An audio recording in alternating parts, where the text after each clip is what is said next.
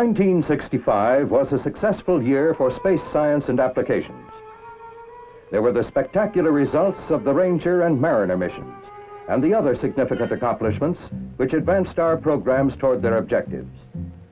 These objectives are to explore the moon, the planets, and the interplanetary environment of our solar system, to investigate the sun and its relationship to Earth, the geophysical properties of the Earth, and the physical nature of the universe, to determine the biological effects of the space environment on Earth life forms, and to search for and analyze extraterrestrial life, to develop experiments for manned space flights which use the special capabilities of the trained astronaut as a sensor, manipulator, and evaluator, to provide pre-doctoral training for scientists and engineers, and grants for space science research projects and laboratory facilities to best use university resources for the national space effort, to develop and manage launch vehicle systems on which reliable space transportation for all payloads depends, to conduct research and development on meteorological satellite systems and support the Weather Bureau in applying them to an operational system, to develop and apply space technology to other practical satellite applications, such as communication and navigation. In April 1965, one accomplishment in communications was the NASA turnover of SYNCOM-3 and SYNCOM-2 to the Department of Defense for their operational use. The basic engineering data planned for them had been largely collected. SYNCOM-3 was launched in 1964 and maneuvered into the world's first stationary orbit at an altitude of about 22,300 miles over the mid-Pacific. SYNCOM-2, launched into the world's first synchronous orbit in 1963, was moved in 1965 to a new station above the Indian Ocean. Now both communications satellites are serving the Department of Defense for voice and teletype to Southeast Asia. Experiments in air-to-ground communications by satellite were successfully conducted in January between a ground station and a Pan American Airways aircraft in flight over the Pacific. The two-way airborne terminal communicated via SYNCOM-3 with the California ground station from a position as far away as Hong Kong. And also in 1965, communications for Gemini manned space flights were routed through the SYNCOM-3 spacecraft. Early Bird, the first commercial communications satellite, was launched by NASA in April for the Communications Satellite Corporation on a reimbursable basis. The payload was a direct outgrowth of SYNCOM developments. The first Early Bird inaugurated live transatlantic programs in April. It also made possible the live television transmission of the Gemini 6 and Gemini 7 recoveries from aboard the carrier Wasp. This used the type of transportable ground station first developed for NASA's communications satellite program. In 1965, the first prototype model of an applications technology satellite was produced under the direction of Goddard Space Flight Center. This program is a major NASA effort in communications, navigation, and meteorology. It is concerned with the advanced technology of gravity gradient and spin-stabilized orientation systems. It will also be used for antenna research and the determination of environmental effects on components. Technology experiments for the first flights have been selected, and initial flight is scheduled for 1966. Most significant accomplishment of the meteorological program in 1965 was Tyros 9, which rolls through space like a cartwheel, taking weather pictures of the entire world each day.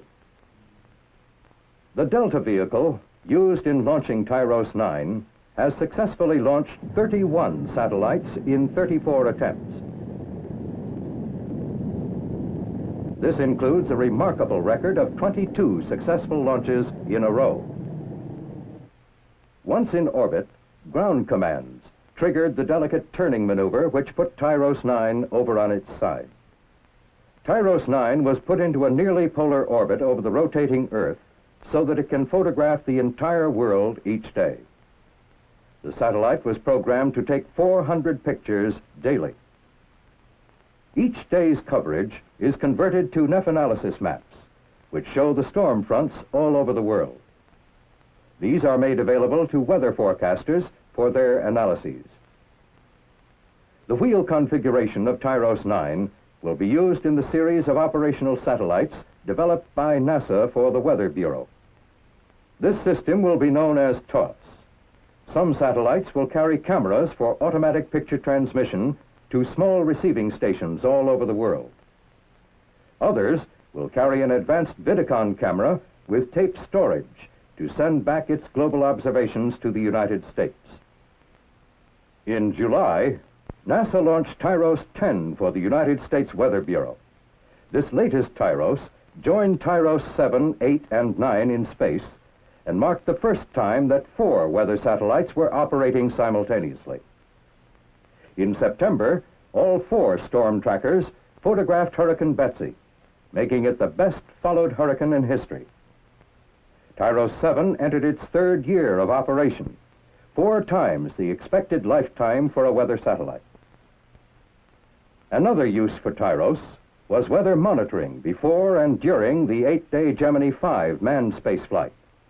Because of a Tyros-based forecast of impending storms in the recovery area, the mission was shortened by 1 orbit. Nimbus is now the focus of advanced research and development in the meteorological program. Work on the 2nd flight model continued throughout 1965 under the direction of Goddard Space Flight Center.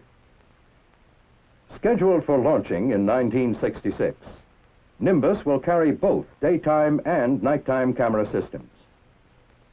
An attractive feature of the next Nimbus will be the ability of small, relatively inexpensive ground stations to receive live pictures during the daytime as well as infrared pictures at night.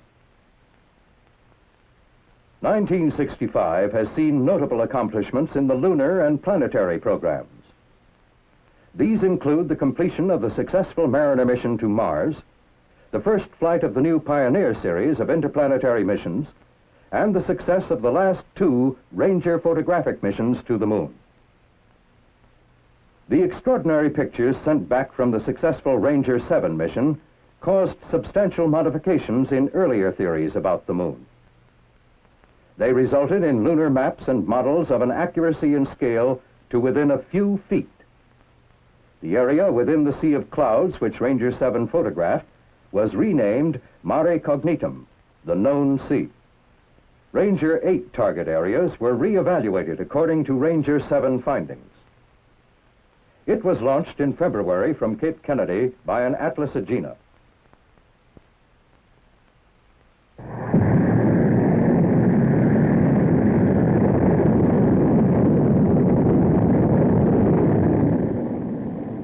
Has provided NASA with a versatile vehicle system. Since the beginning of 1964, 10 out of 11 launches were successful. The Ranger 8 mission achieved its objectives. Not the least of these was the further qualification of the sophisticated and highly accurate guidance and command systems, and of camera technology. These systems performed at their peak when Ranger 9 was launched successfully in March. As it approached the Moon, it sent back from its 6 cameras more than 5,800 pictures of the lunar surface. Here is a speeded-up sample. Ranger 9 marked the completion of the successful program managed by Jet Propulsion Laboratory for NASA. We have learned a great deal from this program about the topography of several lunar areas. For example, we know that the lunar surface within a crater like Alphonsus is remarkably similar to the surface of Mare Tranquillitatis and Mare Cognitum, photographed by earlier Rangers. If firm enough, these surfaces may be suitable for the landing of the unmanned Surveyor and the manned Lunar Excursion Module.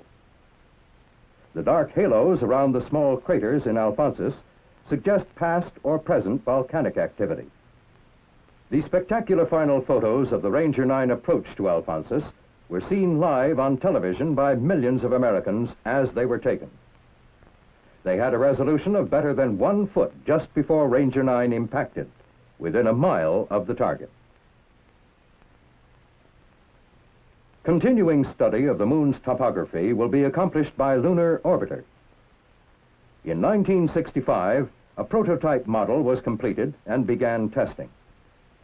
First Lunar Orbiter flight is scheduled for 1966, using an Atlas Agena D launch vehicle. Photographic reconnaissance will be its prime task, and there is considerable flexibility in the way the photographs can be tied together.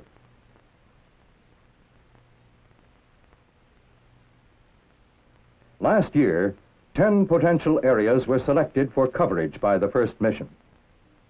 They include examples of all the major types of the Moon's surface to permit assessment of their suitability for spacecraft landings. Each is 22 miles wide and 58 miles long. 9 of the 10 sites are within the area proposed for Apollo manned landings. Lunar Orbiter will approach within 29 miles of the lunar surface at perigee and may remain in orbit for up to 1 year. This should make it an ideal vehicle to obtain scientific data as well as extensive photographic coverage. The end of the year saw the first flight model of Surveyor in final system test prior to shipment to Cape Kennedy. Surveyor is our most complex unmanned lunar exploration project. It is designed to make a soft landing on the Moon and provide a wide variety of scientific data, as well as to survey areas on the lunar surface as possible landing sites for manned missions. This flight model Surveyor and the prototype which preceded it underwent qualification testing throughout 1965 under the management of the Jet Propulsion Laboratory. The spacecraft was subjected to vibration tests. It went into a simulated space environment in the solar thermal vacuum chamber.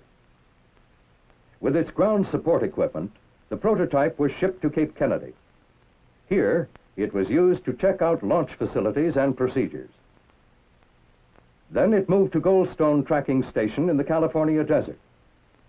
Here, it underwent compatibility testing with NASA's Deep Space Network.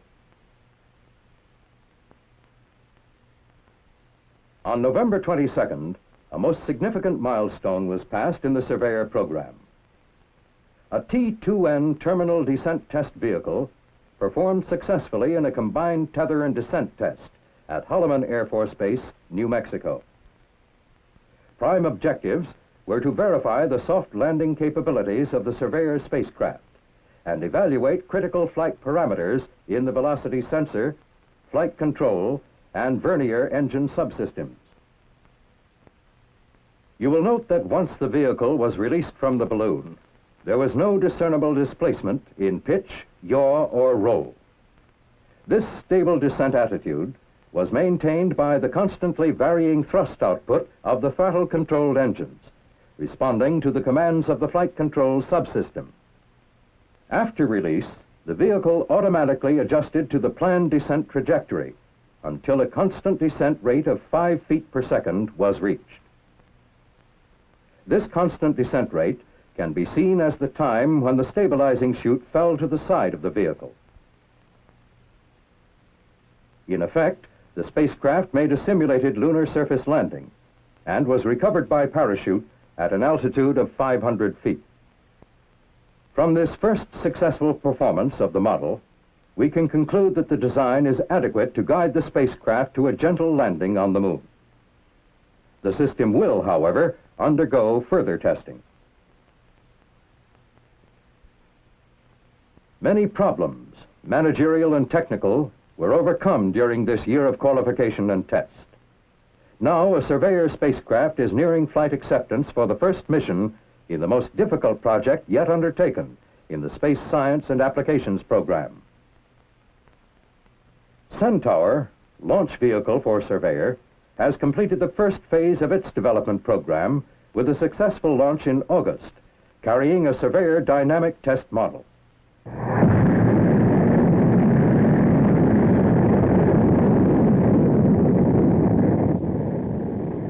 Centaur is now fully qualified to meet Surveyor direct descent requirements. The two-burn development phase to put Surveyor into parking orbit should be completed late in 1966. Going beyond the moon, the planetary program in 1965 saw successful completion of the Mariner Mars mission.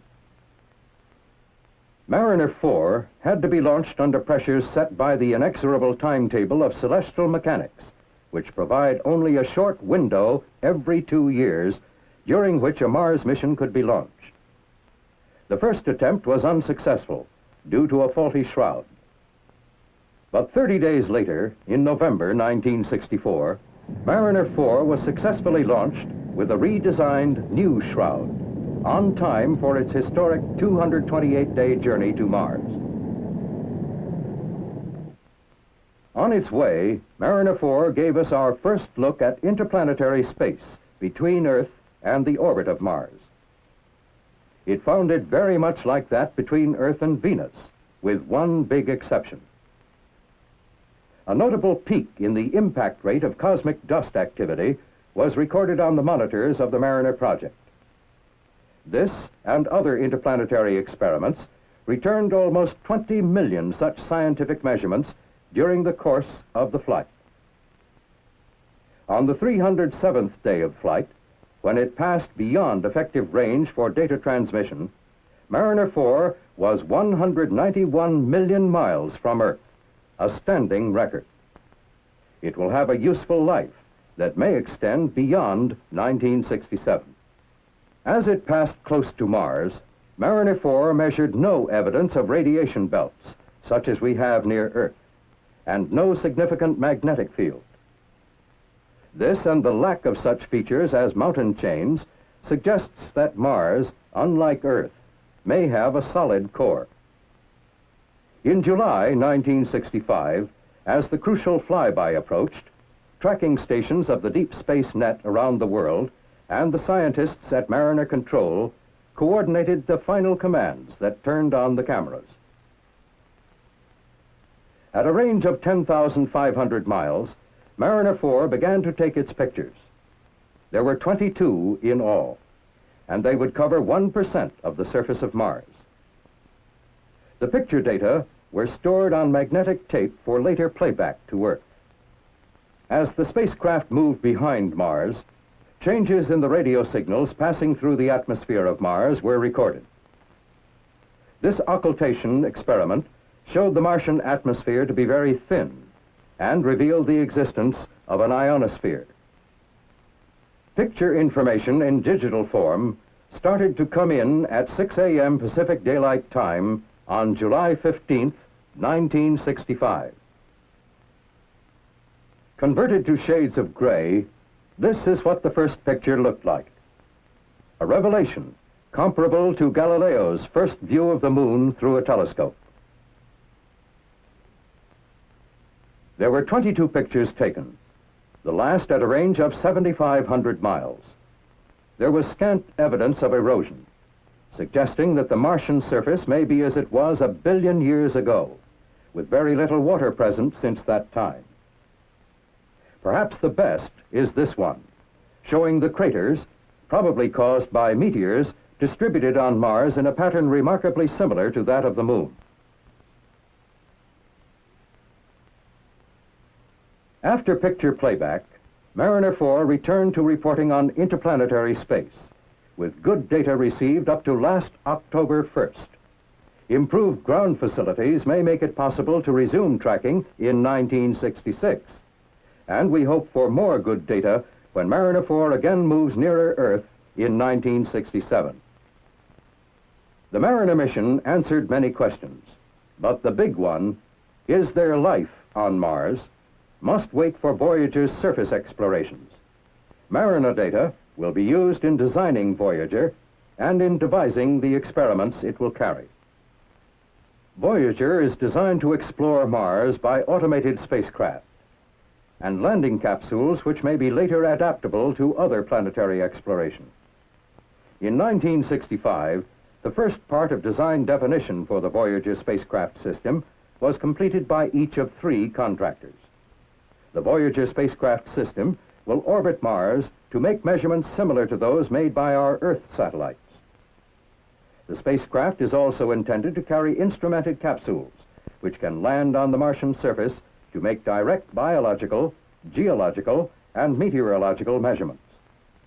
Voyager will require planetary quarantine of the landing capsule.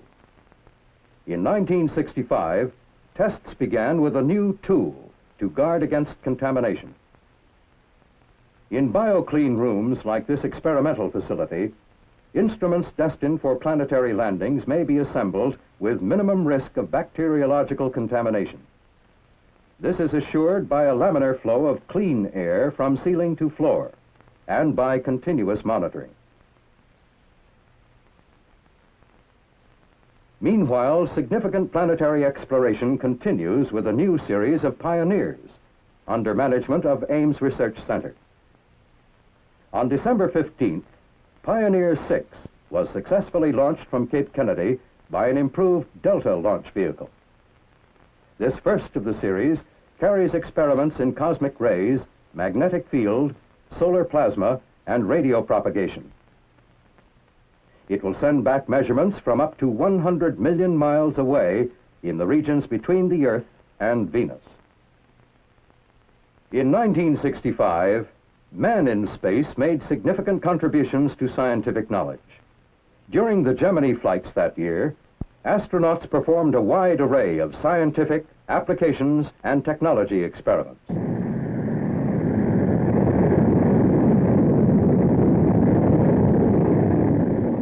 Most spectacular has been the color photography from the Gemini spacecraft. Photographs like these have immense potential for the study of geology, water resources, glaciers, oceanography, meteorology, forestry, and even agriculture. Physiological and biological experiments, in which the astronauts were either subject or experimenter, demonstrated effects of the space environment on man and other forms of life. Some 30 experiments are in preparation for Earth-orbiting Apollo missions, and 10 experiments are defined for emplacement on the lunar surface by an astronaut.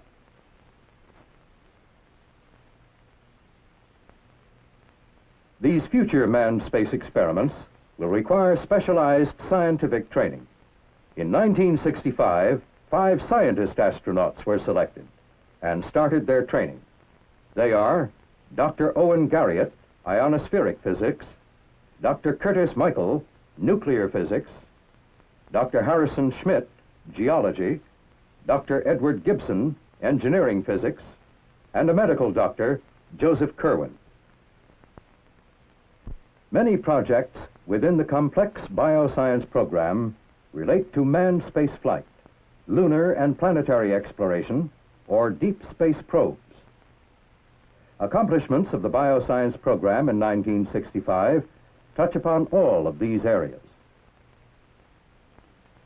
The first flight model of a biosatellite is now being built and tested. Ames Research Center, manager of the biosatellite program, has assisted experimenters to prepare 13 experiments for the first biosatellite flight, a 3-day orbit.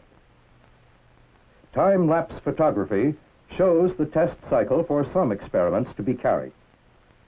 The effect of weightlessness on growth and movement will be studied using the pepper plant and wheat seedlings. Embryological development will be studied using frog eggs, and the effects of weightlessness will also be studied on the single-celled amoeba. 7 experiments will be flown to study the combined effects of weightlessness and radiation. Bacteria, mold spores, plants, and several insects will be used. This mock-up of the biosatellite shows the spacecraft and experiment configuration for the 30-day mission. In addition to the 3-day flights, the biosatellite will orbit the Earth for periods of 21 and 30 days to determine the effects of the space environment on human cells, rats, plants, and monkeys. The Physics and Astronomy program is of fundamental importance to our national space effort. A family of orbiting observatories under management of the Goddard Space Flight Center is a major element in that program. The first orbiting geophysical observatory was launched from Cape Kennedy in 1964. The second went into a nearly polar orbit from Western Test Range in October of 1965. Both had trouble in orbit. OGO-1 because two booms failed to deploy, and OGO-2 because of horizon orientation problems. Both were officially failures. They must, however, be considered very successful failures based upon the quality and quantity of the data they continue to return. OGO-1 is still operating 15 months after launch. OGO-2, in orbit only a few months, has returned less data, but completed many successful orbits in the fully stabilized and pointed modes not achieved by OGO-1. It continues to give good data in its present spinning mode. Both OGOs have proven their capability to make a broad spectrum of measurements at the same time in the same place in the previously more or less separated fields of ionospheric, plasma, atmospheric, trapped radiation, and magnetic field research. A third OGO has been completed and is now undergoing tests at the contractor. Experience gained with the first two spacecraft has been incorporated into the design and test of this OGO. It will carry the same experiments as OGO-1 and will be launched early in 1966 from Cape Kennedy. The Orbiting Solar Observatory, OSO, is very important to the Physics and Astronomy program. In orbit above the Earth's atmosphere, it can observe the effects of the Sun on Earth and interplanetary space without the blocking effect of the Earth's atmosphere. Orbiting solar observatories carry a number of complex experiments devised by scientists in NASA, other government agencies, and universities. OSO-2 was launched in February 1965 and successfully placed in orbit. 7 of the 10 experiments aboard returned new and useful information on the condition of the Sun at solar minimum. This included measurements on the solar output in the near ultraviolet, X-ray, and gamma-ray regions. In November, OSO was placed in a stowed mode, where it is coasting on its own, so that we may examine its magnetic attitude. OSO-2 can be reactivated at a later date when solar conditions have changed. OSO-3, launched in August, failed to orbit and was lost in the South Atlantic. The experiments lost will be duplicated in the 5th OSO. The 4th and 5th OSOs, scheduled for flight, are in various stages of fabrication and test at the contractor plant. Our present knowledge of the Sun has shown clearly the need for a higher precision, higher capacity spacecraft for the study of solar phenomena. Last year, an engineering model of an advanced orbiting solar observatory, AOSO, was completed. The stabilization and guidance system is being built, and its sun sensors are presently under test in a laboratory still room. Experiments have already been selected for several AOSOs. Astronomy, the study of the universe, achieves a new dimension with the ability to put instruments above the Earth's atmosphere. Here, they may measure gamma ray, X-ray, ultraviolet, infrared, and radio wave radiation that cannot reach the ground. In 1965, after 5 years of exceedingly difficult development work, the first orbiting astronomical observatory was being readied for flight. The experiment packages have been tested and integrated into the first flight model. Each OAO will carry the experimental packages of such institutions as University of Wisconsin, Goddard Space Flight Center, and many other scientific agencies and universities. The prototype model completed its qualification tests at the contractor. It is being modified to serve as a later flight spacecraft. Thus, the past year saw marked progress toward providing an observatory in space which can be used by numbers of astronomers, free from the blanketing and distorting effects of the Earth's atmosphere. In 1965, 5 additional Explorer satellites were launched. One of the most important scientific discoveries of the space age has been the Earth's magnetosphere, the region of influence of the Earth in space. It was suspected from the results of experiments carried by early Pioneer and Explorer satellites, and confirmed by Explorer 14 and the first interplanetary monitoring platform, IMP. In May, another IMP, Explorer 28, joined previous satellites to continue study of interaction between the Earth's magnetic field and the solar wind, begun by the first IMP in 1963.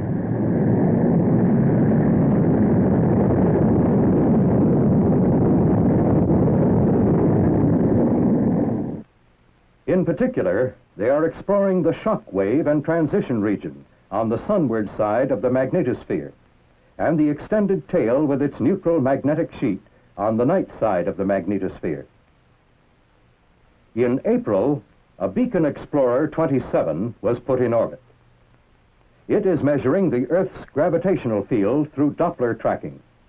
In addition, its transmitters provide to observers in 36 nations synoptic data on the electron content of the atmosphere. This is a major element in our international scientific program. Another explorer, launched in 1965, was the geodetic satellite GEOS, built by Johns Hopkins Applied Physics Laboratory. It is an active satellite containing flashing light electronic systems and laser reflectors for detailed study of the Earth's gravitational field and a reference for precision mapping. It was successfully launched in November by an uprated version of the Delta launch vehicle, which was being flown for the first time. Also in 1965, a passive geodetic explorer, PAGEOS, was inflation tested in Lakehurst, New Jersey. It will be launched in 1966. Some satellites built by other nations were launched by NASA in 1965. The ISIS-X was launched in late November. It combined the Canadian Alouette B with the NASA DMEA Direct Measurement Explorer in a piggyback configuration for ionospheric studies. Already, the results of this completely successful experiment have added considerably to our knowledge of the ionic sheets surrounding the spacecraft. The two are orbiting within approximately 1 mile of each other, conducting related measurements. Also, the DMEA Explorer has demonstrated successfully a novel magnetic attitude control system that should be useful for many future scientific missions. The French FR-1 was launched in December. It will investigate very low-frequency radio signals in space. FR-1, like ISIS-X, was launched by Scout, NASA's only all-solid space vehicle. Scout has been used extensively in launching spacecraft for NASA, Department of Defense, and international organizations. There have been 39 launches since 1960. The last 12 consecutive firings have been successful. Like explorers, the sounding rocket is an economical, reliable, and versatile tool. In 1965, approximately 130 were launched to continue the investigation of our atmosphere and to carry out exploratory space experiments. In February and March of 1965, the year of the quiet sun, 77 sounding rockets were launched from the military sea transport Croatan. Launchings took place along the west coast of South America from Colombia to Chile. The Mobile launch expedition was managed by NASA's Wallops Station, and the experimenters came from NASA centers, other government agencies, industrial laboratories, and universities.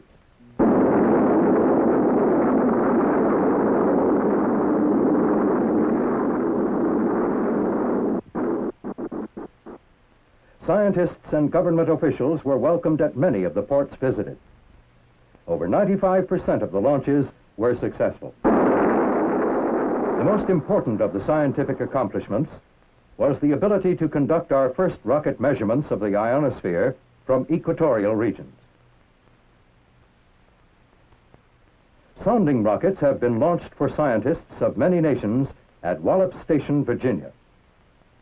In August 1965, an international meeting was held there under NASA auspices to set up an inter-American meteorological rocket network. NASA's Sustaining University program is providing grants nationwide for graduate training, scientific research, and laboratory facilities that support and encourage fundamental space science research in the academic community. In 1965, more than 3,000 pre-doctoral students worked under NASA training grants. They were in universities in each of the 50 states. 70 received their PhDs during the year and are doing teaching or research in government, industry, or universities.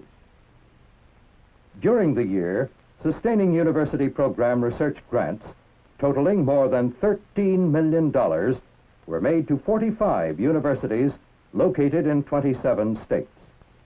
Their interim or final results were a significant factor in space science accomplishments. Space science and engineering laboratories, wholly or partly funded by NASA, were put into service at 12 institutions during 1965. 5 more had been previously completed, and another 16 are underway. The academic community joins with industry and government in the national space effort. And a national effort it is. Scientists and researchers from the colleges and universities, engineers and scientists, administrators and technicians at contractor plants throughout the country, and the scientists, the project managers, the engineers and technicians at NASA field and launch centers, this is the team. These are the men who made 1965 a year of success for space science and applications. Some of the highlights: there were new uses for communication satellites already in orbit, and meteorological satellites with the capability for greatly increased weather coverage were placed in orbit. Useful results came from the scientific and technological experiments programmed for astronauts during manned space flights. And there was progress in the development of a biosatellite to carry other life forms and experiments into the space environment. Centaur, NASA launch vehicle for Surveyor, was launched successfully to complete the first phase of its development program. It was a year in which our knowledge of the Earth, the Sun, and the physical nature of the universe was increased by the scientific information returned from orbiting laboratories, and by explorer satellites, Pioneer space probes, and various sounding rockets. Our most spectacular successes were the lunar photographs of the Ranger series, and the pictures made by Mariner 4, which gave man his first close look at the surface of Mars. These were highlights of 1965. Now, we look to the future, to the new challenges and the continuing opportunities in that limitless laboratory, space.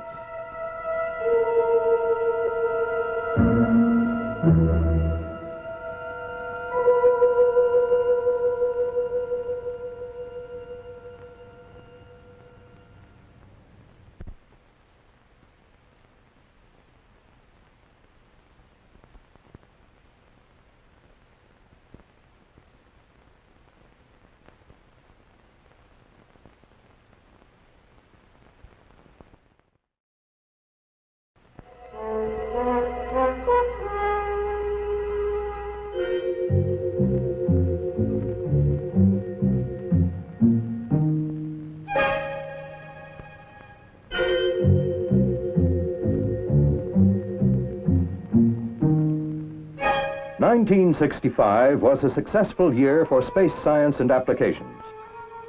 There were the spectacular results of the Ranger and Mariner missions, and the other significant accomplishments which advanced our programs toward their objectives.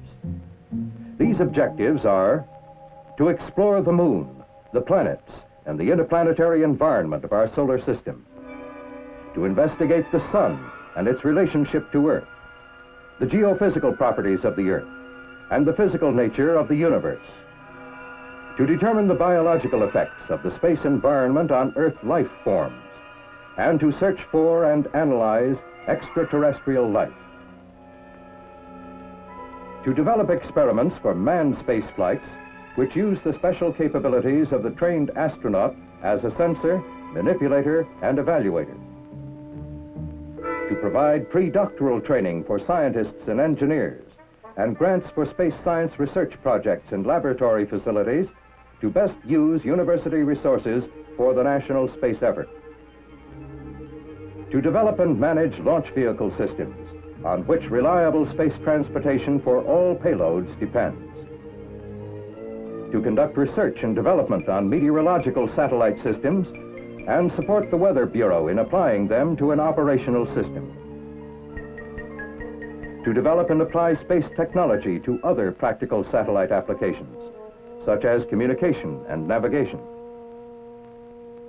In April 1965, one accomplishment in communications was the NASA turnover of SYNCOM-3 and SYNCOM-2 to the Department of Defense for their operational use.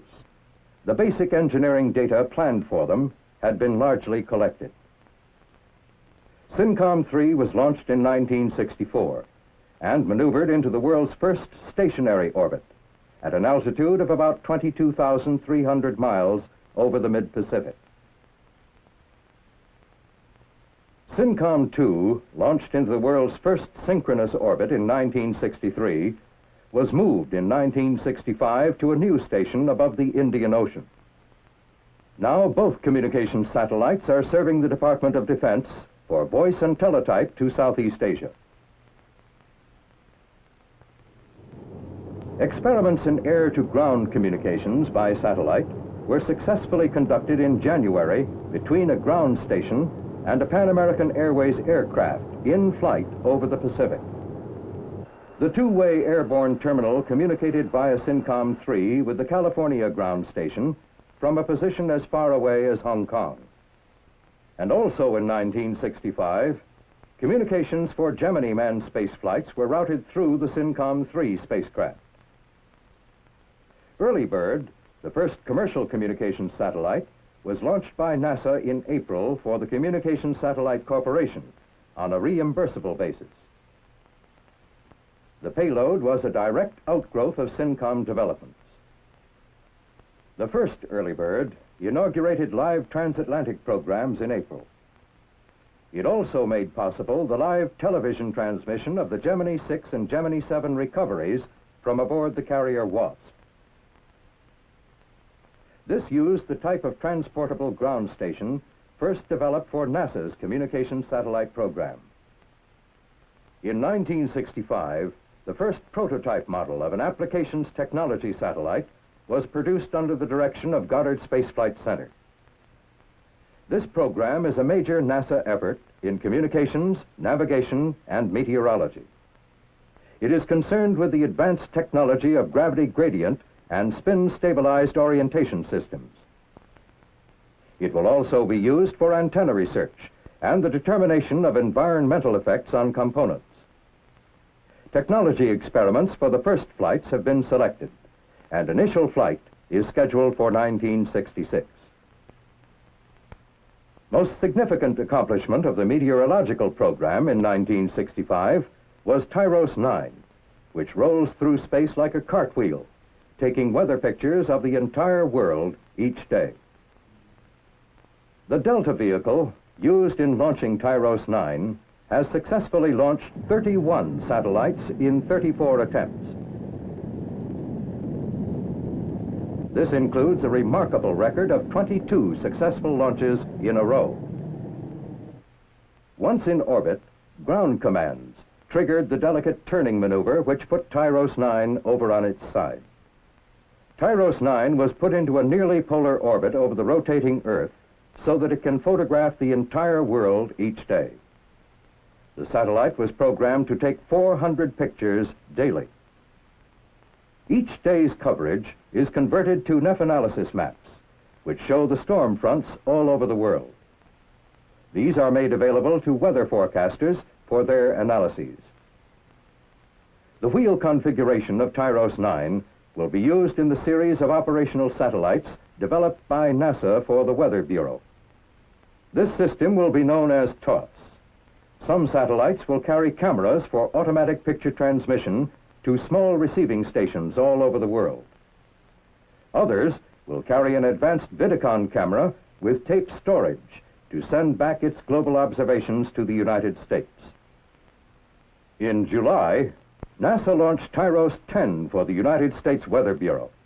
This latest Tyros joined Tyros 7, 8, and 9 in space and marked the first time that 4 weather satellites were operating simultaneously.